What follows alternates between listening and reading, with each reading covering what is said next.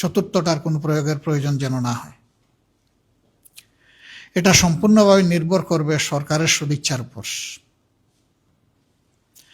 যেহেতু তারা সংসদে সংখ্যাগরিষ্ঠ, তারা যদি সংখ্যাগরিষ্ঠতার বলে কোনো কিছু করতে চান পারবেন, কিন্তু যদি আলাপ আলোচনার মাধ্যমে যৌক্তিক বিষয়গুলোকে বিবেচনায় নিয়ে সিদ্ধান্ত গ্রহণ করেন তাহলে সেটা হবে জাতির জন্য উত্তম। এই সংসদটা হঠাৎ করে এইভাবে হয়নি, একটা বিশেষ প্রেক্ষাপটে হয়েছে। বাংলাদেশের প্রথম জাতীয় সংসদ তার মেয়াদ পূর্ণ করতে পারেনি, দ্বিতীয়টা পারেনি, তৃতীয়টা পারেনি, চতুর্থটা পারেনি। 91 সালে গঠিত সংসদই তার মেয়াদ প্রথম পূর্ণ করে বাংলাদেশের স্বাধীনতার পর। 96 সালে দ্বিতীয় সুযোগ, 2001 সালে তৃতীয় সুযোগ এবং 2008 সালে যেটা হয়েছিল সেটাও পূর্ণ মেয়াদ পূর্ণ করেছিল। বাকি যেগুলা হয়েছে সেগুলাকে জনগণ হিসাবে দেখে না, মানে না, এর কোনো নৈতিক বৈধতা ছিল না। এরপরে এই নির্বাচন তো 26 হওয়ার কথা ছিল না। সংবিধান মানলেই নির্বাচন হবে 29, 26 হয়েছে 24-এর কারণে। 24-এর সীমাহীন ত্যাগ এবং তিতিক্ষার উপর অসংখ্য জীবনের বিনিময়ে, অসংখ্য আহত পঙ্গুত্ব বরণ করার বিনিময়ে এবং টানা 15.5 বৎসর বিপুল সংখ্যক মানুষের জীবনদান, তাদের খুনের বিনিময়ে, রক্তের বিনিময়ে, আয়নাগরের বিনিময়ে, জেল জুলুমের বিনিময়ে, দেশান্তরিত হওয়ার বিনিময়ে 24 সংগঠিত হয়েছে। আমরা 47, 71, মাঝখানে 52 আছে, 90 আছে। জাতির এই টার্নিং পয়েন্টগুলোকে যেমন আমরা ধারণ করি, আমরা সিরিয়াসলি ধারণ করি 24-কে। দুইবার দেশ স্বাধীনতার মুখ দেখলেও স্বাধীন নাগরিক হিসাবে এদেশের মানুষেরা তাদের অধিকার ভোগ করতে পারেনি, বরঞ্চ দফায় দফায় স্বৈর শাসন জাতির ঘাড়ে চেপেছে। দুঃশাসনের কবলে জাতি পিষ্ট হয়েছে। দুর্নীতির কারণে জাতি সরাসরি প্রত্যেকটি নাগরিক ক্ষতিগ্রস্ত হয়েছে। মানুষ অধিকার হারা হয়েছে, সর্বক্ষেত্রে বৈষম্য প্রতিষ্ঠিত হয়েছে। এই জন্য জুলাই উই ওয়ান্ট জাস্টিস, আমরা সব ক্ষেত্রে সুবিচার চাই, বৈষম্যহীন একটি সমাজ চাই। এই সমাজ জন্যই এবার এই নির্বাচনের সাথে আরেকটা নির্বাচন হয়েছে, সংসদ নির্বাচন এবং সংস্কার নির্বাচন। যে অর্ডিন্যান্সের কারণে এই নির্বাচন,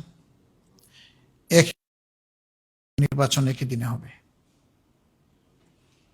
একটা সংস্কার বিষয়ে জনগণের মতামত, গণভোট, আর একটা হচ্ছে সংসদ নির্বাচন হয়েছে।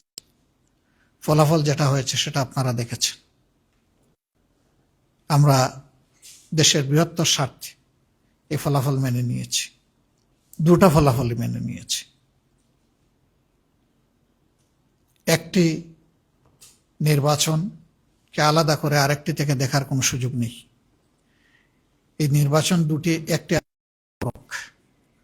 বরঞ্চ প্রথম ফাংশন শুরু হবে এই নির্বাচিত সদস্যদের সংস্কার পরিষদের সদস্য হিসেবে, এবং তারও কিছু মেয়াদ উল্লেখিত আছে। এই কাজটি সম্পন্ন হওয়ার পরে অটোমেটিক্যালি তারাই আবার সংসদ সদস্য হিসাবে ফাংশন শুরু করবে। এই জন্যে ওই একই অর্ডিন্যান্সকে সম্মান করে আমরা প্রথম দিনে দুটি শপথ নিয়েছি। প্রথম শপথ হয়েছে সংস্কার পরিষদের সদস্য হিসাবে, দ্বিতীয় শপথটি হয়েছে সংসদ সদস্য হিসাবে। আমরা দুই জায়গায় শপথ নিয়েছি, দুই জায়গায় আমরা স্বাক্ষর করেছি। কিন্তু দুঃখের বিষয়, এখন পর্যন্ত সরকারি দল প্রথম শপথটি তারা নেননি। আমরা তাদের প্রতি আহ্বান জানাবো, আসুন জুলাইকে সম্মান করি। জুলাইকে সম্মান করলেই 24 থাকলেই 26 হবে, নইলে 26-এর অস্তিত্ব থাকে না। 24-কে অমান্য অগ্রাহ্য করে পাশ কাটিয়ে 26 এই জাতির জন্য কোনো সুখবর নয়। তারা নেননি, আমরা আশা করতে চাই তারা নিয়ে এই কাজটি দ্রুত সম্পন্ন করবেন। তাহলে 24-এর এত জীবনদান, এত শাহাদাত, এত পঙ্গুত্ব, এত আহত, তার সার্থকতা পাবে। মনে রাখবেন যে এটা বাংলাদেশে যারা ভোট প্রয়োগ করেছেন তাদের 69% মানুষের পক্ষে রায় দিয়েছেন।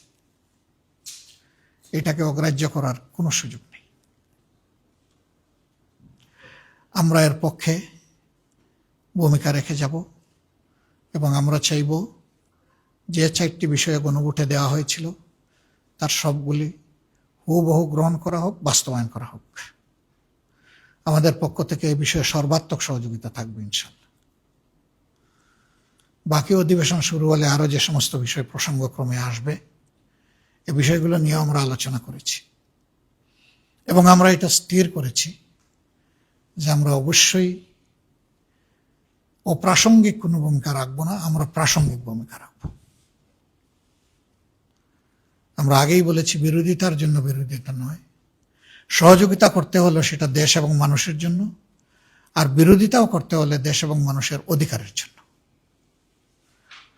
এ লড়াই ইনশাআল্লাহ আমরা সংসদে করব, প্রয়োজনে এই লড়াই রাজপথেও হবে।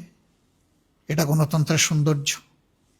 আমরা এই সমস্ত বিষয় নিয়ে হুটহাট করে আদালতে যাওয়াটা আমরা সহজে দেখব না, কিন্তু একান্ত বাধ্য না হলে। আমরা যদি একান্ত বাধ্য হই তাহলে হয়তো আমরা আদালতের আশ্রয় নিতে পারি কোনো কোনো বিষয়ে।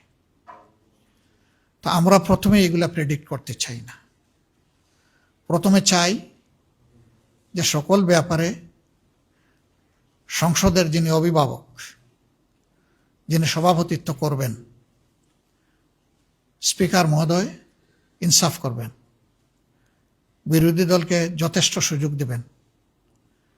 তাহলে গণতন্ত্রের সৌন্দর্য শুধু ফুটে উঠবে না, গণতন্ত্র টেকসই হবে। যে গণতন্ত্রটা এখনো বাংলাদেশ পায়নি, আমরা প্রত্যাশা করতে চাই এই ত্রয়োদশ সংসদের মাধ্যমে সেটা যেন বাংলাদেশ পায়। আপনাদের সহযোগিতা অব্যাহতভাবে আমরা কামনা করি এবং আমরা যাতে একটি দায়িত্বশীল বিরোধী দল হিসাবে 11 দলের নির্বাচিত সংসদ সদস্যরা আমরা দায়িত্ব পালন করতে পারি। আপনারা দোয়া করবেন, সহযোগিতা করবেন। আমরা দেশবাসীকে আরেকবার কৃতজ্ঞতা জানাই। তাদের রায়ের যেটুকুই প্রতিফলন হয়েছে, তারা আমাদের বক্তব্যকে ধারণ করে সমর্থন করে আমাদেরকে যতটুকুই নির্বাচিত করেছেন, ভোট দিয়েছেন, আমরা সকলের কাছে কৃতজ্ঞ। এবং এখানে আমরা আলাদাও করতে চাই না। এই নির্বাচনে সার্বিকভাবে অংশগ্রহণের জন্য আমরা দেশবাসীকে আন্তরিক অভিনন্দন এবং মোবারকবাদ জানাতে চাই। দেশের বাইরে যারা আছেন তারা আমাদের আত্মার অংশ। জুলাই পরিবর্তন, 71-এর মুক্তিযুদ্ধ, 90-এর গণ আন্দোলন, সকল ক্ষেত্রেই তাদের আন্তরিক সম্পৃক্ততা ছিল। বিশেষ করে জুলাইয়ের উত্তাল দিনগুলোতে শুধু বাংলাদেশ উত্তাল ছিল না, প্রবাসীরা যে যেখানে ছিলেন দুনিয়া